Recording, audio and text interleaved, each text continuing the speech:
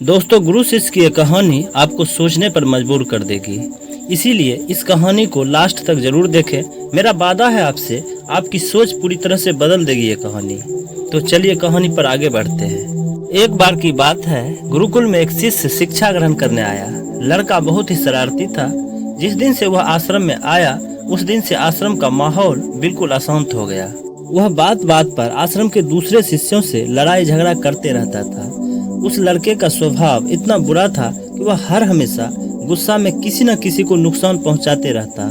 ये सब देखकर गुरुजी भी परेशान हो गए। एक दिन गुरुजी ने उसे अपने पास बुलाकर कीलों से भरा एक थैला दिया और उसे कहा कि जब भी तुम अपना आपा खो दो तो तुम्हें दीवार में एक कील ठोकनी होगी। पहले दिन उस लड़के ने दीवार में 39 कीलें ठोक दी। अगले कुछ हफ्तों में उस शरारती शिष्य ने धीरे धीरे अपने गुस्से पर काबू पाना शुरू कर दिया और दीवार में उसके द्वारा ठोकी जाने वाली कीलों की संख्या धीरे धीरे कम होने लगी।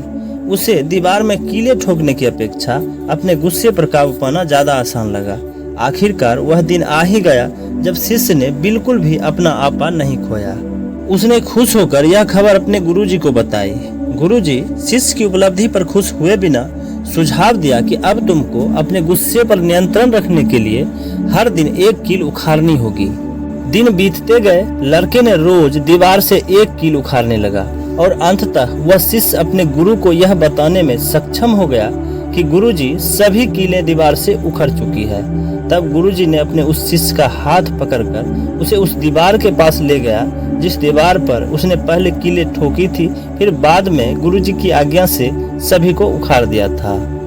दीवार के पास ले जाकर उस पर पड़े कीलों के निशान को दिखाते हुए बोला, तुमने अच्छा किया मेरे बच्चे, लेकिन दीवार के उन छेदों को देखो। अब यह कभी भी पहले जैसा नहीं रहेगा। जब तुम गुस्से में किसी को कुछ कहते हो तो वे सामने वाले के दिलों पर ऐसे ही हमेशा के लिए निशान छोड़ जाते हैं जो कभी नहीं मिटता। इससे कोई फर्क नहीं पड़ता कि तुम किसी को चोट पहुंचाकर 1000 बार कहो कि मुझे माफ कर दे। इससे कोई फर्क नहीं पड़ता क्योंकि सामने वाले को चोट पहुंच चुकी है। गुरुजी की बातों को सुनकर शिष्य के आंखों से आंसू बहने लगा और वह अपने गुरु के चरणों से लिपट कर माफी मांगते हुए बोला, मुझे माफ कर दीजिए गुरुजी। अनजाने में मैंने आपको और अपने सहपाठियों को बहुत तंग किया, बहुत ठेस पहुंचाई। अपने शिष्य के इस सकारात्मक बदलाव को देखकर गुरुजी प्रसन्न हो गए क्योंकि उन्होंने अपने शिष्य के सोच को पूरी तरह से बदलकर उसे सच्चे मार्ग पर ले आए थे। दोस्तों, जब आप किसी को ठेस पहुंचाते हैं तो उसी समय आप एक अच्छे दोस्त के साथ साथ भविष्य की संभावनाओं पर भी फुल स्टॉप लगा देते हैं।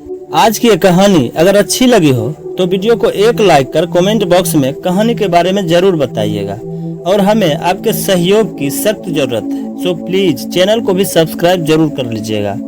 मिलते हैं अगली वीडियो में, तब तक के लिए जय हिंद, वंदे मातरम।